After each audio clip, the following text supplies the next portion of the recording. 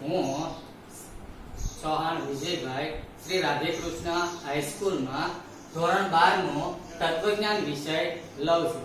તો એની અંદર આપણે બે યુનિટ છે એ પૂરા કર્યા હતા. વિધાનોના પ્રકાર, એના રૂપ, પછી દલીલ કોને કહેવાય, દલીલનું રૂપ કેને કહેવાય. તો એના ઉપરથી તે યુનિટ નંબર 3 છે, અનુમાનના નિયમો. હવે પહેલા યુનિટની અંદર આપણે જોયું કે વિધાનોના પ્રકારો હતા કે સાદું વિધાન કોને કહેવાય, સંયુક્ત વિધાન કોને કહેવાય, જટિલ સંયુક્ત વિધાન કોને કહેવાય, તાર્કિક કારકો કોને કહેવાય, પછી પરિવર્તીઓ જોયા હતા, પછી વિધાનપરક અચલો જોયા હતા, અને યુનિટ નંબર 2 ની અંદર આપણે દલીલ જોઈતી, દલીલનું રૂપ કોને કહેવાય, પછી એની અંદર તો કે તાર્કિક કારકોનો ઉપયોગ થતો હતો, વિધાનપરક પરિવર્તીઓનો ઉપયોગ થતો. તો આ બે યુનિટને ધ્યાનમાં રાખીને ત્રીજું યુનિટ કે અનુમાનના જે નિયમો છે એ આખું વિધાનપરક પરિવર્તીઓ અને 5 જે તાર્કિક કારકો હતા એના ઉપર જ છે. 5 તાર્કિક કારકો કયા કયા? તો કે પેલું હતું નિષેધ, બીજું હતું સમુચ્ચય, ત્રીજું હતું વિકલ્પન, ચોથું હતું શરતી અને પાંચમું હતું વિશરતી. તો આ 5 તાર્કિક કારકો ઉપર અનુમાનના 8 શું આપેલા છે? તો કે નિયમો આપેલા છે. આ ઉપરાંત વિધાનપરક પરિવર્તીઓ, વિધાનપરક પરિવર્તીઓ. હવે પહેલા યુનિટની અંદર આપણે બે વસ્તુ જોઈતી કે વિધાનપરક અચલો કોને કહેવાય, વિધાનપરક પરિવર્તીઓ કોને કહેવાય. હવે વિધાનપરક પરિવર્તીઓ એટલે શું કે જેને સ્થાને કોઈ નિશ્ચિત વિધાન મૂકી શકાય. શું મૂકી શકાય? નિશ્ચિત વિધાન મૂકી શકાય. એને શું કહેવામાં આવે છે? તો કે વિધાનપરક પરિવર્તીઓ કહેવામાં આવે છે. અને એની અંદર A to Z સુધીના કેવા અક્ષરોનો ઉપયોગ થતો હતો? તો કે સ્મોલ અક્ષરોનો શું થતો હતો? તો કે ઉપયોગ થતો હતો. વિધાનપરક પરિવર્તીઓ કોને કહેવાય? કે જેના સ્થાને શું મૂકી શકાય? કે નિશ્ચિત વિધાન મૂકી શકાય. અને એની અંદર બધા કેવા અક્ષરો હતા?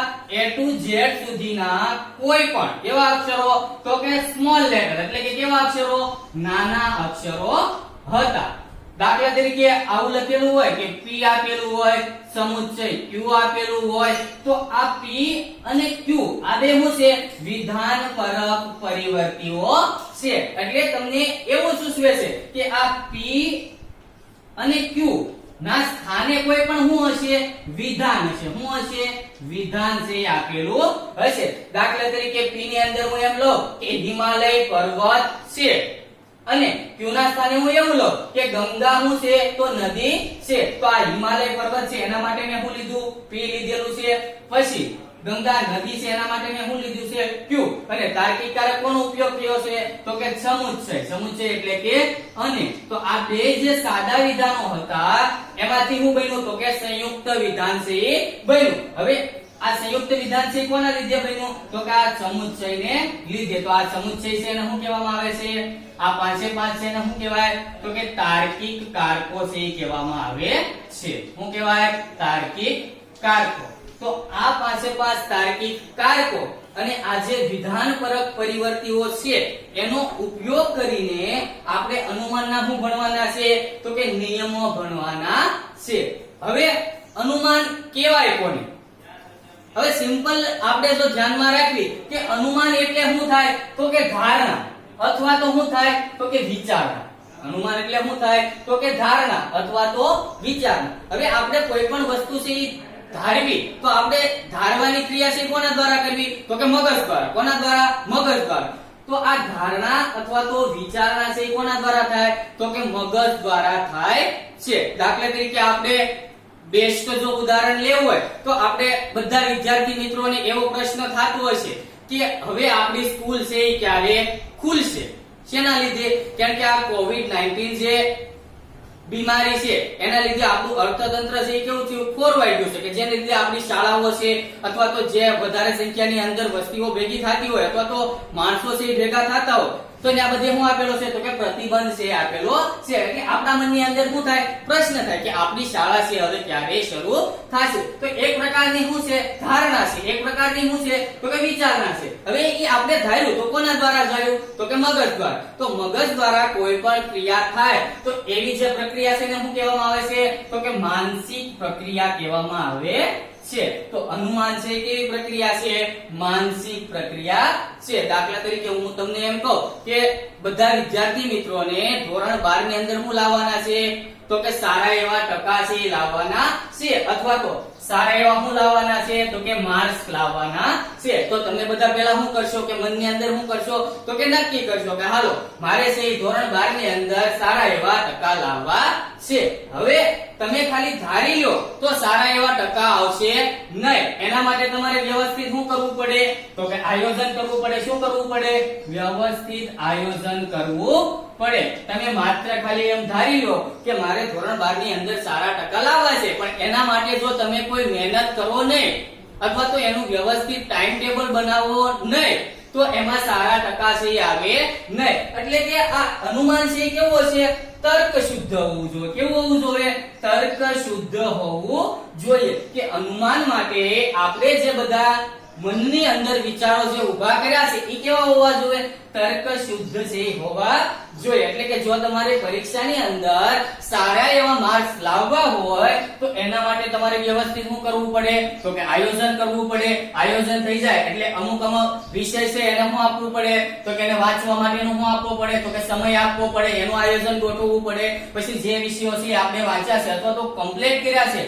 એના માટે એને શું આપવું પડે રિવિઝનનો ટાઈમ આપવો પડે પછી જે વિષય છે તમને અઘરા લાગતા હોય તો એના માટે વધારે સમયની ફાળવણી કરવી જોઈએ તો આ એક પ્રકારની શું થઈ ધારણા થઈ શું થઈ ધારણા અથવા તો શું થયું અનુમાન કે જે આપણે માનસિક પ્રક્રિયા દ્વારા કરીએ કોના દ્વારા કરીએ તો કે માનસિક પ્રક્રિયા દ્વારા હવે અનુમાન અને દલીલ એ એકબીજા સાથે કેવા છે તો કે અવિભાજ્ય રીતે સંકળાયેલા છે અનુમાન અને દલીલ છે કેવા છે તો કે એકબીજા સાથે કેવી રીતે સંકળાયેલા છે તો કે અવિભાજ્ય રીતે શું થયેલા છે સંકળાયેલા છે અવિભાજ્ય એટલે શું કે જેનું વિભાજન થઈ શકે નહીં એટલે કે આ જે અનુમાન અને દલીલ છે એ એકબીજાના કેવા હશે તો કે પૂરક હશે કે જ્યાં અનુમાન હશે તો ત્યાં એની શું હશે તો કે દલીલ હશે દલીલ આપણને બધાને ખબર છે કે દલીલ કહેવાય કોને તો યુનિટ નંબર 2 ની અંદર પહેલો જ આપણો ટોપિક હતો કે દલીલ કોને કહેવાય તો દલીલની વ્યાખ્યા કાંઈક એવી હતી કે દલીલ એટલે કે જેની અંદર વિધાનોને અથવા તો વિધાનો માટેનું શું આવતા હોય તો કે વિધાન પરક પરિવર્તીઓ આવતા હોય એવું જે રૂપ હોય એને શું કહેવામાં આવે છે તો કે દલીલ કહેવામાં આવે સિમ્પલ હું તમને કહું દલીલ કોને કહેવાય તો કે એક કરતા વધારે વિધાનો છે એ જોડાણેલા હોય તો એને શું કહેવાય તો કે દલીલ કહેવાય તો આ દલીલ છે એ કેવી હશે તો કે કોઈ પણ વ્યક્તિની કેવી હશે તો કે શાબ્દિક રજૂઆત હશે કેવી હશે શાબ્દિક રજૂઆત હશે અનુમાન છે એ કેવી પ્રક્રિયા હતી તો કે માનસિક પ્રક્રિયા હતી દલીલ છે એ કેવી છે તો કે શાબ્દિક રજૂઆત છે એને તમારે બીજા વ્યક્તિને સમજાવવી હોય તો એને તમારે કોના દ્વારા રજૂ કરવી પડે તો કે શબ્દો દ્વારા છે એ રજૂ કરવી પડે એટલે કે અનુમાન છે એ માનસિક પ્રક્રિયા છે ઈ હું તમને બધાને કહું કે મારી મનની અંદર મેં કોઈ પણ વસ્તુ ધારી છે તો તમને ખબર પડશે નહીં હું કામ ખબર નહીં પડે કારણ કે ઈ કેવી છે માનસિક પ્રક્રિયા છે ઈ મને એકને જ ખબર પડે બીજા કોઈને ખબર પડે નહીં એટલે મારે જો તમને બધાને ખબર પાડવી હોય તો મારે એને શું કરવી પડે શાબ્દિક રજૂઆત કરવી પડે એટલે કે શબ્દોની અંદર શું કરવું પડે રજૂઆત કરવી પડે તો અનુમાન અને દલીલ એ એકબીજાના કેવા છે તો કે અવિભાજ્ય રીતે સંકળાયેલા છે પછી બીજો અનુમાન છે એ કેવી પ્રક્રિયા છે તો કે માનસિક પ્રક્રિયા છે પછી દલીલ છે એ કેવી પ્રક્રિયા છે તો કે અનુમાનની કેવી પ્રક્રિયા છે તો કે શાબ્દિક રજૂઆત છે અને અનુમાન અને દલીલ એકબીજાના કેવા છે તો કે પૂરક છે. દાખલા તરીકે જ્યાં શાબ્દિક રજૂઆત અથવા તો દલીલ જ્યાં હોય ત્યાં શું હોય તો કે અનુમાન છે એ હોવાનું જ છે. દાખલા તરીકે હવે ઈ જે અનુમાન છે ઈ પાછું કેવું હોવું જોઈએ તો કે તર્ક શુદ્ધ હોવું જોઈએ, કે તમારા જે અનુમાન છે ઈ પ્રમાણે તમારા વિચારો પણ એને શું થતા હોવા જોઈએ તો કે મળતા હોવા જોઈએ. દાખલા તરીકે એમ કહો કે ઉનાળો હોય અને તમે એમ કહો કે વરસાદ આવશે એવું અનુમાન કરો તો એ અનુમાન છે આપણું તર્ક શુદ્ધ કહેવાય નહીં. શું કામ? કારણ કે ઉનાળાની અંદર વરસાદની સંભાવના કોઈ હોતી નથી, પણ હા ચોમાસાની ઋતુ હોય અને તમે એમ કહો કે આજે વરસાદ આવશે તો એ તમારું જે અનુમાન છે એ કેવું છે તર્ક શુદ્ધ છે. એટલે કે એક અનુમાનને લગતા વિચારો છે એને કેવા હોવા જોઈએ તો કે એને મળતા હોવા જોઈએ, તો જ તે આપણે અનુમાન છે કેવું સાબિત કરીએ કે તો કે સત્ય છે એ સાબિત કરી શકીએ. કેવું સાબિત કરીએ કે સત્ય. બાકી તમે ઉનાળાની અંદર કહો કે વરસાદ આવશે તો એ આપણું અનુમાન છે કેવું પડવાનું ખોટું જ પડવાનું. આપણને બધાને ખબર છે કે વરસાદ છે કઈ ઋતુની અંદર આવે તો કે ચોમાસાની અંદર આવે છે, ઉનાળાની અંદર વરસાદ આવે નહીં, એટલે આપણું અનુમાન છે કેવું પડે ખોટું પડે. તો અનુમાન માટેની આ તર્ક શુદ્ધ છે એની કેવી શરત છે તો કે પૂર્વ શરત છે. કેવી શરત છે? પૂર્વ શરત છે કે તમે જે કોઈ પણ મનની અંદર જે અનુમાન તારવેલું છે એના માટે એની દલીલો છે એ કેવી હોવી જોઈએ તો કે તર્ક શુદ્ધ છે એ હોવી જોઈએ. એટલે કે તમે જે અનુમાન તાર્યું છે એને લગતી તેની શું હોવી જોઈએ તો કે દલીલો છે એ હોવી જોઈએ. હમણાં આપણે એમ જોયું કે તમારે ધોરણ 12 ની અંદર બધાને સારા માર્ક્સ લાવવા છે તો આમનામ અનુમાન કરવાથી માર્ક્સ છે એ સારા આવશે નહીં. એના માટેના વિચારો છે એ કેવા હોવા જોઈએ તો કે પહેલા તો એક ટાઈમ ટેબલ બનાવવું પડે. એ ટાઈમ ટેબલ ની અંદર યોગ્ય જે બધા 7 વિષયો હોય તો એ 7 વિષયોને શું આપવો પડશે પરફેક્ટ છે ટાઈમ આપવો પડશે. અલગ અલગ ટાઈમ ની અંદર 7 વિષયને શું કરવા પડશે તો કે વિભાજન કરવા પડશે અથવા તો અલગ અલગ શું કરવા પડશે તો કે મૂકવા પડશે. પછી એમાંથી તો કે જે સબ્જેક્ટ છે એ તમને અઘરો લાગતો હોય તો એના માટે તમે શું કરશો વધારે સમય ફાળવશો. શું કામ? કારણ કે એ સબ્જેક્ટ છે આપણને થોડો કેવો લાગે છે અઘરો લાગે છે, એટલે એના માટે મહેનત ની કેવી પડે છે તો કે વધારે જરૂર પડે છે. તો આપણે એવું નક્કી કર્યું કે મારે ધોરણ 12 ની અંદર સારા એવા ટકા લાવવા છે તો એ આપણે શું છે અનુમાન છે. અને એનું તમે વ્યવસ્થિત ટાઈમ ટેબલ બનાવો તો ટાઈમ ટેબલ છે આપણે લખીને જ બનાવવાના કે બીજા છે એ જોઈ શકે અથવા તો બીજા છે શું કરી શકે તો કે સમજી શકે. તો ઈ છે એ વન ટાઈપ ઓફ શું છે તો કે દલીલ છે. ઈ આપણે શું છે તો દલીલ. ઈ દલીલ છે આપણી કેવી હશે તો કે શાબ્દિક રીતે હશે, એટલે કે શબ્દો દ્વારા એને શું કરવા પડશે તો કે ગોઠવવી પડશે અથવા તો શબ્દો દ્વારા એને શું કરવી પડશે તો કે વ્યવસ્થિત છે એનું શું કરવું પડશે તો કે આયોજન છે એ કરવું પડશે. તો આની અંદર પણ આપણે અનુમાન કરવાનું છે, પણ કેવું અનુમાન તો કે આની અંદર અનુમાન આવશે એના અમુક આપેલા શું હશે તો કે નિયમો આપેલા છે. શું આપેલા છે? નિયમો આપેલા છે. હવે આપણે કોઈ પણ દલીલનું અનુમાન છે એ કરવાનું નથી. આની અંદર તમને એકમો આપેલો છે તો કે અલગ અલગ 8 જે નિયમોના રૂપ છે એ 8મો આપેલા છે તો કે રૂપ છે એ આપેલા હશે અને એના જે 8મો હશે તો કે નિયમ હશે. દાખલા તરીકે હું તમને એમ કહું કે એમપી નો નિયમ છે અથવા તો એમટી નો નિયમ છે, આવા કેટલા નિયમ હશે તો કે 8 નિયમ છે. એના ઉપરથી આપણે સિમ્પલ શું કરવાના છે તો કે દાખલા છે એ ગણવાના છે. શું ગણવાના છે? દાખલા. આપણે અનુમાન છે એ કોને ધ્યાનમાં રાખીને કરવાનું છે તો કે દાખલાની અંદર એપ્લાય કરવાનું છે. આપણે આવી બધી જે શાબ્દિક રજૂઆત છે એને ગણવાની નથી, પણ આપણું જે અનુમાન છે એની અંદર હશે તો કે દાખલા છે એની અંદર ગણવાનું હશે. અને આ જે આખું યુનિટ છે એ આખું કોના ઉપર છે તો કે આવા જે 8 અનુમાનના જે નિયમો છે, 8 જે અનુમાનના નિયમો છે એના ઉપર જ તે શું છે આખું યુનિટ છે. એટલે કે તમે જો આવા 8 નિયમો છે એ વ્યવસ્થિત પાકા કરી લ્યો તો આમાંથી તમારે 10 માર્ક નું પૂછાય, એમાંથી એક પણ માર્ક છે એ કપાય નહીં.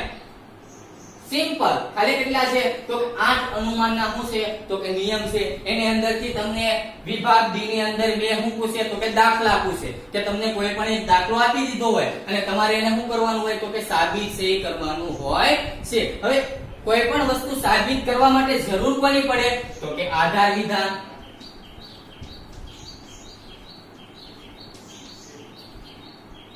અને એના ઉપરથી આપણે શું તારવીએ છીએ તો કે ફલિત વિધાન. અનુમાન છે તો એની અંદર આ બે વસ્તુ તો આવવાની જ છે કે આધાર વિધાન અને ફલિત વિધાન. આપણે પહેલેથી જોતા આવીએ, પહેલા યુનિટ થી જોતા આવીએ, બીજા યુનિટ ની અંદર જોયું હતું કે આધાર વિધાન કોને કહેવાય, ફલિત વિધાન કોને કહેવાય. આધાર વિધાન છે એ એક કરતા કેવા છે તો કે વધારે છે. આધાર વિધાન છે એક કરતા કેવા હશે તો કે વધારે હોય. પછી ફલિત વિધાન છે હંમેશા કેટલું હશે તો કે એક જ હશે. ફલિત વિધાન છે હંમેશા કેટલું હશે તો કે એક જ હોય છે. આધાર વિધાન છે એ તમને એક અથવા એક કરતા શું આપેલા છે તો કે વધારે આપેલા હોય છે. અને ફલિત વિધાન છે એ કેટલા હશે માત્ર કેવું હશે તો કે એક જ હશે. હવે મેં તમને અગાઉ પણ કીધું હતું કે આપણે ફલિત વિધાન ઉપરથી આધાર વિધાન તારવી કે આધાર વિધાન ઉપરથી ફલિત વિધાન તારવી. તો આધાર વિધાન ઉપરથી તારવી ને ફલિત વિધાન, કારણ કે પહેલા આપણને કઈક આધાર આપેલો હોય તો એના ઉપરથી આપણે શું કરી શકીએ, કઈક ફલિત છે એ કરી શકીએ. તો હંમેશા ફલિત વિધાન છે એ કેના ઉપરથી તારવવામાં આવશે, આધાર વિધાન કે આધાર વિધાનો ઉપરથી શું કરવામાં આવશે તો કે ફલિત વિધાન છે એ તારવવામાં આવશે. ક્યારે ફલિત વિધાન ઉપરથી આધાર વિધાન છે એ કરવાય નહીં. અને તમને બધાને ખબર જ છે આધાર વિધાન કોને કહેવાય, ફલિત વિધાન કોને કહેવાય કે જે આપણે બધું છે ને અંદર ભણી ગયા છે કે દલીલના રૂપની અંદર વ્યવસ્થિત ભણી ગયા છીએ. હવે આ જે 8 અનુમાનના જે બધા નિયમો આપેલા છે તો એની અંદર તમને પૂછાય હું તો કે એક તો વિકલ્પોની અંદર કોઈ પણ હું આપેલો હોય તો કે વિકલ્પ આપેલો હોય. પછી વિભાગ બી ની અંદર તમને જે 8 નિયમો આપેલા છે તો એના અલગ અલગ કોઈ પણ નિયમ હોય તો એનું હોય એનું કથન લખવાનું હોય, એનું સમર્થન લખવાનું હોય, એનું શું લખવાનું હોય તો કે રૂપ લખવાનું હોય. પછી એના ઉપરથી એનું શું દોરવાનું હોય તો કે સત્યતા કોષ્ટક છે શું કરવું પડે તો કે દોરવું પડે. અને આજે આપણને 8 નિયમો આપેલા છે એને ટૂંકમાં શું કહેવાય અથવા તો સંક્ષેપમાં શું કહેવાય અથવા ગુજરાતીની અંદર એને શું કહેવામાં આવે છે તો એ બધી વસ્તુ છે એ કેવી છે તો કે મહત્વની છે કે જે તમને પરીક્ષામાં કેવી થશે તો કે ઉપયોગી થશે. અને આની અંદરથી યુનિટની અંદરથી કેટલા માર્કનું પૂછાય તો કે 10 માર્કનું પૂછાય. એ 10 માર્ક છે એ કોના ઉપર છે તો કે 8 જે અનુમાનના નિયમો આપેલા છે એના ઉપરથી શું છે તો કે 10 માર્કનું પૂછાય છે. તો તમે વ્યવસ્થિત જો અનુમાનના 8 નિયમો છે એ વ્યવસ્થિત પાકા કરી લો તો એના ઉપરથી તમને ખાલી જગ્યા વાળા દાખલા પૂછાય તો એ પણ આવડી જાય. પછી તમને વિભાગ બી ની અંદર 2-3 માર્કના દાખલા પૂછાય તો એ પણ વ્યવસ્થિત આવડી જાય. અને આના ઉપરથી તમને કોઈ પણ રૂપ પૂછ્યું હોય, દાખલા તરીકે તમને ખબર છે કે એમપી નો નિયમ છે, એમટી નો નિયમ છે, એસએસ નો નિયમ છે, ડીએસ નો નિયમ છે તો એના ઉપરથી તમને એવો પ્રશ્ન પૂછે કે એમપી ના નિયમનું રૂપ લખો અથવા તો એમપી ના નિયમને ગુજરાતીમાં શું કહેવાય. તો આવા શું પૂછે તો કે પ્રશ્ન પૂછે તો તમે વ્યવસ્થિત છે એ કમ્પ્લીટ કરી નાખો 8 નિયમ તો તમારે આમાંથી કોઈ પણ એક માર્ક કપાવવાની સંભાવના છે એ રહેતી નથી. હવે આ 8 હું આપેલા છે તો કે એના નિયમો આપેલા છે કે આ નિયમોને આધારે આપણે શું ગણવા પડશે તો કે દાખલા ગણવા પડશે. કે વિભાગ ડી ની અંદર જે 2 માર્કના દાખલા પૂછાય છે, વિભાગ સી ની અંદર તમને શું પૂછીએ છે તો કે ખાલી જગ્યા પૂછી હશે અને તમને કીધું હશે કે આ ખાલી જગ્યા પૂરો અને કયા નિયમનું રૂપ છે એ શું હશે તો કે લખવાનું હશે. તો 8 નો નિયમ છે તો કે એમપી નો નિયમ છે, પછી એમટી નો નિયમ છે, એચએસ નો નિયમ છે, ડીએસ નો નિયમ છે, સીડી નો નિયમ છે, સિમ્પ નો નિયમ છે, કંજક્શન નો નિયમ છે અને એડ નો નિયમ છે. આ 8 હું આપેલા છે તો નિયમ છે આપેલા છે. તો આ નિયમને આધારે આપણે શું ગણવાના છે તો કે દાખલા ગણવાના હશે. આપણે હવે જોઈએ કે આ નિયમ બન્યો કઈ રીતના. દાખલા તરીકે આપણે પહેલો જ નિયમ જોઈ કે એમપી નો નિયમ. પહેલો નિયમ શું છે તો કે એમપી નો નિયમ. એની અંદર તમને આવું આપેલું છે કે P શરતી Q, P તેથી Q. આ તમને શું આપેલો છે તો કે એક શું આપેલો છે તો કે નિયમ આપેલો છે. હવે આપણને બધાને ખબર છે આ P છે ને શું કહેવાય તો કે પૂર્વાંક કહેવાય. શું કહેવાય પૂર્વાંક. જે તમને પહેલા આપેલું છે એને શું કહેવાય પૂર્વાંક. અને આ જે Q આપેલું છે એને આપણે શું કહીએ છીએ તો કે ઉત્તરાંગ તરીકે શું કરીએ છીએ તો કે ઓળખીએ છીએ. તો હું તમને એમ કહું કે આમાંથી પૂર્વાંક કયું છે તો કે p. ઉત્તરાયણ કયું છે તો કે q. આ બે સિમ્પલ શું છે સાદા વિધાનો છે. શું છે બે આપેલા શું છે સાદા વિધાન છે. દાખલા તરીકે આને જો હું વિધાનની અંદર કન્વર્ટ કરું તો આવું કાંઈક થાય કે જો હિમાલય પર્વત છે તો ગંગા શું છે નદી છે.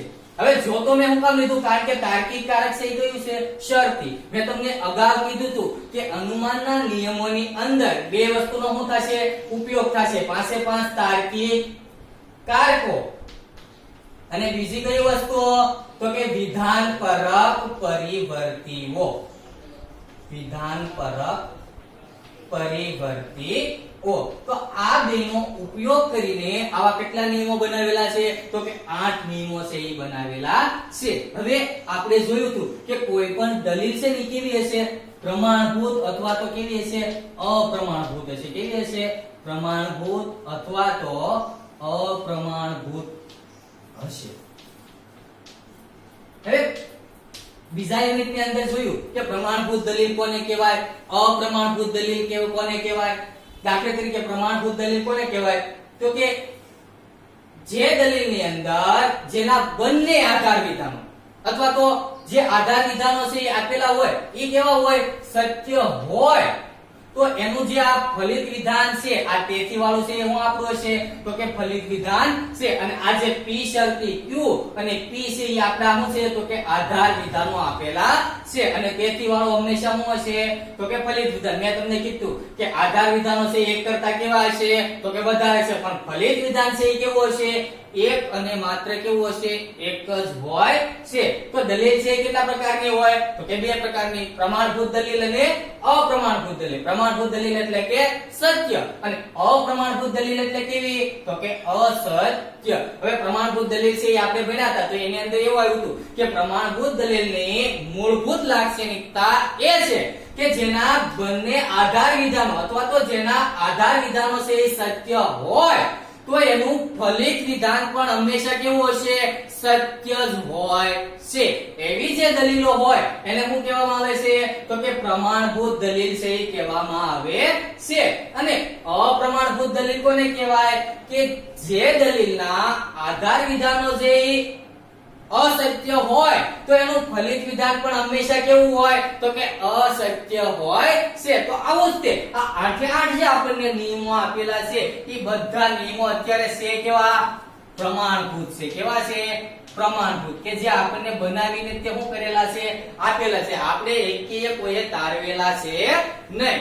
આ નિયમો જે આપેલા છે એ બધા કેવા છે તો કે પ્રમાણભૂત છે. એટલે એના ઉપરથી જે દાખલા ગણવાના છે એ દાખલા આપણે કેવા છે તો કે સાચા છે એ ખોટા હશે નહીં કારણ કે બધા 8 નિયમ છે એ કેવા છે પ્રમાણભૂત છે. અને આગળના પ્રકરણની અંદર આપણે ભણ્યા છે કે દલીલનું રૂપ જ્યારે જોયું હતું તો ત્યારે એની અંદર આવ્યું હતું કે તદ્દેવાર્થક રૂપ કોને કહેવાય સ્વવ્યાઘાતી રૂપ કોને કહેવાય પરાયક રૂપ કોને કહેવાય. તો એ બધું આપણે નક્કી કોના ઉપરથી કરતા હતા તો કે સત્યતા કોષ્ટક દ્વારા. અને આપણે તમે બધા છે એને સત્યતા કોષ્ટક વ્યવસ્થિત રીતે દોરતા છે શીખવાડેલું છે કે સત્યતા કોષ્ટક કઈ રીતના બને એની અંદર હરોળ કોને કહેવાય એની અંદર સ્તંભ કોને કહેવાય એના સ્થાનાપતિ નિદર્શનો કોને કહેવાય. પછી કોઈ પણ જે 5 તાર્કિકો આપેલા હોય તો એનું સત્યતા મૂલ્ય કઈ રીતે નક્કી કરવું. દાખલા તરીકે નિષેધ હોય તો નિષેધની અંદર જો આધાર વિધાન તમારું સત્ય હોય તો એનું ફલિત વિધાન કેવું હશે તો કે અસત્ય હશે. અને આધાર વિધાન જો અસત્ય હોય તો એનું ફલિત વિધાન છે કેવું હશે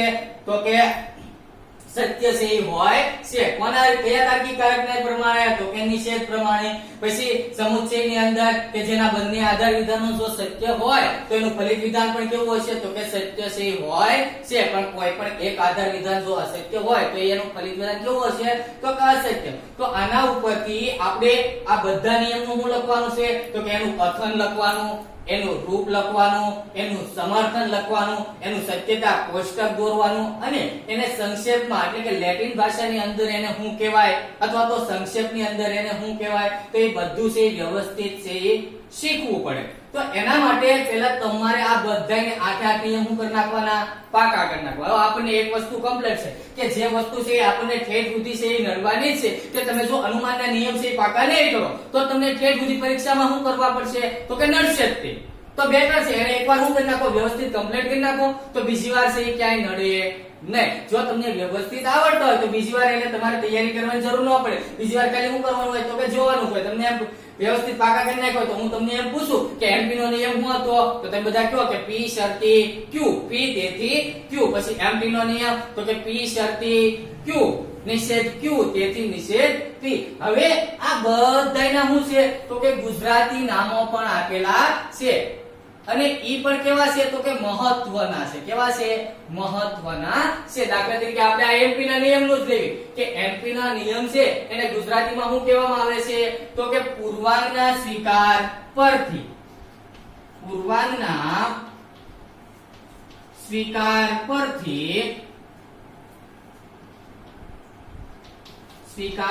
પરથી ઉત્તરાંગના સ્વીકારને લગતો નિયમ. ઉત્તરાંગના સ્વીકારને લગતો નિયમ એને સંક્ષેપમાં શું કહેવામાં આવે છે તો કે એમપી ના નિયમ તરીકે ઓળખવામાં આવે છે. તમને એમ પૂછવું હોય કે પૂર્વાંગના સ્વીકાર પરથી ઉત્તરાંગના સ્વીકારને લગતા નિયમને સંક્ષેપમાં કયા નિયમ તરીકે ઓળખવામાં આવે છે તો કે એમપી ના નિયમ તરીકે શું કરવામાં આવે છે તો કે ઓળખવામાં આવે છે. હવે અહીંયા તમે બધા જો કે આ શું આપેલું છે તો કે P શરતી Q અને P આ બે મારા શું હશે આધાર વિધાનો હશે. આ બે શું હશે તો કે આધાર વિધાનો હશે. આ P શરતી Q છે એ મારું શું હશે તો કે પ્રથમ આધાર વિધાન હશે. આ P છે એ મારું કેવું હશે તો કે બીજું આધાર વિધાન હશે અને આ Q છે જો તો કેવું છે તો કે તેથી વાળું છે. એટલે તેથી વાળું છે હંમેશા મારું શું હશે તો કે ફલિત વિધાન છે એ હશે. હવે એની અંદર તમને શું કીધું કે પૂર્વાંગનો સ્વીકાર. તો જો તો આ P શરતી Q છે એમાંથી પૂર્વાંગ કોને કહેવાય તો કે જે પેલું આપેલું હોય એને શું કહેવાય તો કે પૂર્વાંગ કહેવાય. તો આમાં પેલું છે કયું તો કે આ P છે. તો આ P છે એ મારું શું થયું તો કે પૂર્વાંગ થયું. અને ઉત્તરાંગ કોને કહેવાય તો કે જે પૂર્વાંગ પછી જે આપેલું હોય એને શું કહેવાય તો કે ઉત્તરાંગ કહેવાય. તો પૂર્વાંગ પછી જો તો શું આપેલું છે Q. આને ઉત્તરાંગ કહેવાશે નહીં. શું કામ? કારણ કે આ એક શું છે તાર્કિક કારક છે. એટલે ઉત્તરાંગ કોને કહેવાય કે જે પદો આપેલા હોય એમાંથી જે પેલું પદ હોય એને પૂર્વાંગ કહેવાય અને બીજું જે પદ આપેલું હોય તો એને શું કહેવાય તો કે ઉત્તરાંગ કહેવાય છે. હવે જો પેલા શું આપેલું હતું કે P શરતી Q. આવું મને એક શું આપેલું છે આધાર વિધાન આપેલું છે. હવે અહીં જુઓ તો પૂર્વાંગનો શું થયો તો કે સ્વીકાર. તો જુઓ તો આમાંથી પૂર્વાંગ કયું છે P. તો અમે P નો શું કર્યો સ્વીકાર કર્યો. એના પરથી હું કીધું ઉત્તરાંગના સ્વીકારને લગતો નિયમ. તો આ P શરતી Q માંથી ઉત્તરાંગ કયું છે Q. તો અહીં જો તો તેથી કરીને જે મેં લખ્યું આ Q મારું શું છે તો કે ફલિત વિધાન છે અને ફલિત વિધાન કયું છે તો કે ઉત્તરાંગનો જે સ્વીકાર કર્યું ઈ. તો ઈ નિયમને શું કહેવાય તો કે એમપી ના નિયમ તરીકે શું કરવામાં આવે છે તો કે ઓળખવામાં આવે છે. તો બધી વસ્તુ છે એ કોના ઉપર હશે આ ગુજરાતી નામ ઉપર હશે. દાખલા તરીકે આપણે અહીંયા બીજો લઈએ કે એમપી નો નિયમ આપેલો છે કે P શરતી Q નિષેધ Q તેથી નિષેધ P. હવે હું તમને એમ કહું કે એમપી ના નિયમની અંદર એનું ગુજરાતી નામ શું થાય કે નિષેધ જુઓ તો કોનો કર્યો મેં તો કે ઉત્તરાંગનો નિષેધ કર્યો. કોનો નિષેધ કર્યો ઉત્તરાંગનો નિષેધ. પછી ફલિત વિધાનની અંદર કોનો નિષેધ થયો તો કે પૂર્વાંગનો નિષેધ થયો. તો આનું ગુજરાતી નામ તમને ઓટોમેટિક ખબર પડી જાય કે ઉત્તરાંગના નિષેધ પરથી પૂર્વાંગના નિષેધને લગતા નિયમને શેના તરીકે ઓળખવામાં આવે છે તો કે એમટી ના નિયમ તરીકે શું કરવામાં આવે છે તો કે ઓળખવામાં આવે છે. તો તમને જો રૂપ આવડતું હોય તો એના ઉપરથી તમે ગુજરાતી નામ પણ લખી શકો છો અને ગુજરાતી નામ જો 8 ના વ્યવસ્થિત આવડતા હોય તો એના ઉપરથી તમે શું કરી શકો છો તો કે એનું રૂપ પણ વ્યવસ્થિત શું કરી શકો લખી શકો છો. દાખલા તરીકે પેલું જોયું કે પૂર્વાંગના સ્વીકાર પરથી ઉત્તરાંગના સ્વીકારને લગતો નિયમ. તો પૂર્વાંગ મારો શું હતો તો કે P હતો. ઉત્તરાંગ છે શું હતો તો કે Q. પહેલા મેં પૂર્વાંગનો શું કર્યો સ્વીકાર. એના પછી કોનો સ્વીકાર થયો તો કે ઉત્તરાંગનો. એમપી ના નિયમની અંદર તો કે ઉત્તરાંગનો શું થયો તો કે નિષેધ થયો. જો ઉત્તરાંગનો નિષેધ થાય તો કોનો નિષેધ થાય તો કે પૂર્વાંગનો નિષેધ થાય. એ નિયમને શું કહેવાય તો કે એમટી નો નિયમ કહેવાય. હવે આ બધા નિયમ છે આપણે વ્યવસ્થિત 8 છે ભણશું ત્યારે વધારે થોડીક સમજ લેશું પણ અત્યારે હું તમને ટૂંકમાં કહી દઉં. હવે આની અંદર તમે એસએસ ના નિયમની અંદર જોવો તો આને ગુજરાતીમાં કહેવાય છે સોપાધિક સંધિ સંવિધાનને લગતો નિયમ. હવે સોપાધિકનો મતલબ તો કે સપદ, એની તમે સંધિ છૂટી પાડો તો શું થાય? સપદ વાળો જે નિયમ છે એને શું કહેવાય? સોપાધિક. હવે સપદ કઈ રીતના? દાખલા તરીકે આ p છે એ મારું કેટલામું પદ છે? તો કે પહેલું પદ છે. આ q છે એ મારું કેટલામું પદ છે? બીજું પદ છે. આ q છે એ મારું કેટલામું પદ છે? તો કે ત્રીજું પદ છે. આ r તો કે ચોથું પદ છે. આ p છે એ પાંચમું પદ છે અને આ 6 છે એ કયું છે? તો કે છઠ્ઠું પદ છે. તો જેની અંદર સપદ આપેલા હોય તો એ નિયમને શું કહેવાય છે? એસએસ ના નિયમ તરીકે. અને ગુજરાતીમાં તમને પૂછ્યું હોય તો સોપાધિક સંવિધાનને લગતો નિયમ. તમને એવો ક્વેશ્ચન પૂછ્યો હોય કે એસએસ ના નિયમને ગુજરાતીમાં શું કહેવાય તો તમને એટલી ખબર હોય કે એસએસ ના નિયમની અંદર કેટલા પદ આવે? તો કે કયા કયા? p q q r p અને r. તો તમે આસાનીથી કહી શકો સાહેબ એને સોપાધિક સંવિધાનને લગતો નિયમ કહેવાય. પછી ડીએસ ના નિયમની અંદર તો કે ડીએસ ના નિયમની અંદર શું આપેલું હોય? p વિકલ્પન q. પછી હું આપેલું છે નિષેધ p, એથી શું થાય? તો કે નિષેધ q. આની અંદર તમારે ખાસ ધ્યાન રાખવાનું છે કે તાર્કિક કારકો છે એ તમારે વ્યવસ્થિત જોવા પડશે કે તમને કયું તાર્કિક કારક આપેલું છે. જો તમે આયા વિકલ્પન તાર્કિક કારક આપ્યું હોય ને તમે એમપી નો નિયમ છે એ લગાડો તો એ સાચું પડે નહીં. એટલે સૌથી પહેલા શું જોઈ જવાનું? તો કે તાર્કિક કારક છે એ જોવાનું. જ્યારે આપણે દાખલા શીખશું ત્યારે આપણે વધારે એને સારી રીતના સમજશું કે કઈ રીતના તાર્કિક કારકનો જોવું, કઈ રીતના આ નિયમ છે એ આપણે એપ્લાય થાય દાખલાની અંદર, એ બધું છે એ વ્યવસ્થિત જોશું. તો આ 8 નિયમ છે એ તમારે બધાને શું કરવાના છે? તો કે પાકા છે એ કરવાના છે.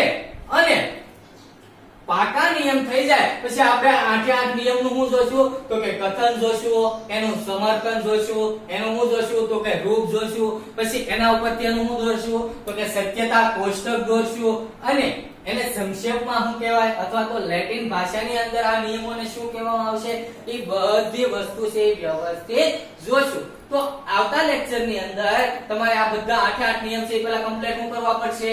તો કે પાકા છે એ કરવા પડશે. દાખલા તરીકે હું તમને પૂછું કે એમપી ના નિયમનું રૂપ બોલો તો તમારે શું બોલવાનું? તો કે p શરતી q, p તેથી q. પછી એમપી ના નિયમનું તો કે p શરતી q, નિષેધ q તેથી નિષેધ p. તો 8 નિયમ બધા વિદ્યાર્થીઓને પહેલા શું કરવાના છે? તો કે પાકા કરવાના છે. હું કામ હું તમને વધારે ભાર મૂકીને કહું છું કારણ કે કેટલા માર્ક ની અંદર પૂછાય છે?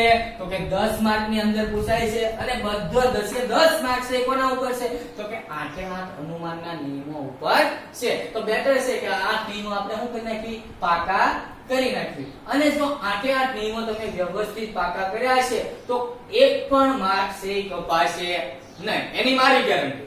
8 નિયમ જો તમે કમ્પ્લીટ કર્યા હશે તો તમારો એક પણ માર્ક છે એ કપાશે નહીં.